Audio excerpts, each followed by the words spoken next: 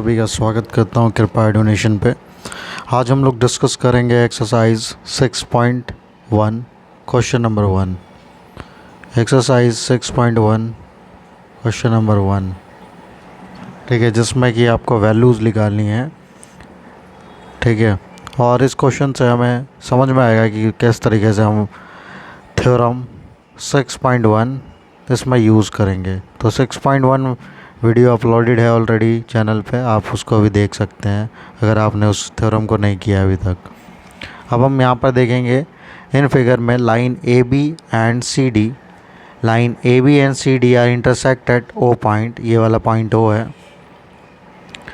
Then if angle A O C plus angle B O E is equal to 70 degree, मतलब कि A O सी और B O ई इन दोनों की values add on करके 70 degree देख रखी है। मीन्स हम लिख लेते हैं angle A O C plus angle B O E is equal to 70 degree given है। दूसरा एंगल बी ओ डी की वैल्यू 40 डिग्री गिवन है, मतलब कि बी ओ डी ये 40 डिग्री गिवन है। हमें फाइंड आउट जो करना है वो करना है B O E and reflex C O E, ये दोनों एंगल्स हमें फाइंड आउट करने हैं। तो सबसे पहले अगर हम देखें तो हम ये इस फिगर में पहला ये देख सकते हैं स्टेप कि ए ओ जो है A O B is a straight line, yes straight line है। जिस लाइन पे ये एंगल्स बन रहे हैं, एंगल ए ओ बी वो A O C plus angle C O E plus angle B O E, यही तीन एंगल्स बन रहे हैं, ए ओ सी ये वाला, सी ओ ई ये वाला और बी ओ ई।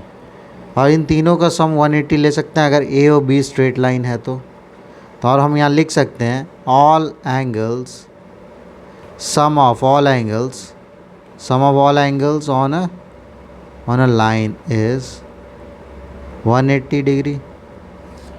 180 डिग्री हो जाएगा इसका, है ना। जैसे ये 180 डिग्री हो गया तो हम ये कह सकते हैं कि ए ओ सी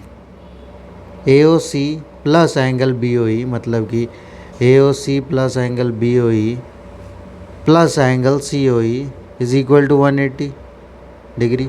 और A O C plus B O ई जो है इसकी वैल्यू ऑलरेडी गिवन है, कितने हैं 70 degree plus C O E is equal to 180 degree, है ना, ये गिवन है।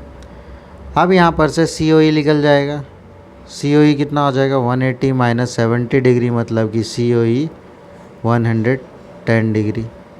बट हमें यहाँ पर पूछा था कि रिफ्लेक्स सी ओ ई निकालो, और रिफ्लेक्स सी ओ ई का मतलब क्या है, यहाँ पर मैं अब यहाँ निकाल रहा हूँ क्वेश्चन। रिफ्लेक्स एंगल कितना होता है तो आप कहोगे 360, है ना, रिफ्लेक्स। बट ये एंगल गिवन है तो हमें इसको छोड़ के बाकी और एंगल निकालना है, मतलब 360 में से माइनस करना है तो कितना हो जाएगा 250। तो ये जो 250 आएगा हमारे पास ये होगा रिफ्लेक्स सी ओ ई का एंगल। अब हमें दूसरा एंगल फाइंड आउट करना है बी ओ ई, मतलब कि ये वाला एंगल। तो जैसे ही हमारे पास सी ओ ई मिला हुआ है तो इन दोनों का सम हमारे पास गिवन है, तो हम फिर से यही वाला पैटर्न यूज़ कर सकते हैं, यही थ्योरम, मतलब जो ये हमने स्टेप लिखा था यहाँ पर। तो angle A O C plus angle B O E plus angle C O E, और सी ओ ई की वैल्यू आ गई थी 110 डिग्री और 180 होता है सम। अब इस केस में हम A O C plus angle B O E लिख सकते हैं, है ना, और इज़ इक्वल टू 180 में से 110 गया तो 70 डिग्री, और इन दोनों का सम ऑलरेडी कितना है 70 डिग्री। आप देखो यहाँ पर जो ए ओ सी है वो किसके इक्वल है, बी ओ डी के, क्योंकि दोनों कैसे हैं इंटरसेक्टिंग लाइन। तो हम यहाँ लिख सकते हैं A O C is equal to angle B O D, और बी ओ डी की वैल्यू कितनी है 40 डिग्री। तो ए ओ सी कितना हो जाएगा 40 plus B O E is equal to 70, और ये 40 किधर चला जाएगा, उधर चला जाएगा। तो हम लिख सकते हैं B O E is equal to 70 minus 40, और एंगल बी ओ ई क्या आ जाएगा 30 डिग्री। इसका मतलब ये हुआ कि हम यहाँ से भी ये क्वेश्चन कर सकते थे, इसको लिखने की ज़रूरत नहीं थी।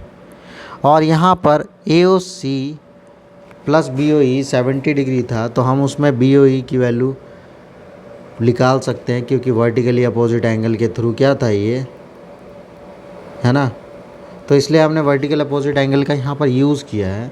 तो इसलिए आपको थ्योरम देखनी चाहिए। अगर आपने नहीं देखी है तो प्लीज़ उसको जाके एक बार देखें। और इस क्वेश्चन को समझ आया है तो लाइक कर दें और कमेंट करके बताएं कि अगला क्वेश्चन किस टॉपिक पे चाहिए। ठीक है, फिर कल मिलते हैं हम लोग क्लास 10th की वीडियो के साथ। तब तक के लिए bye bye and take care.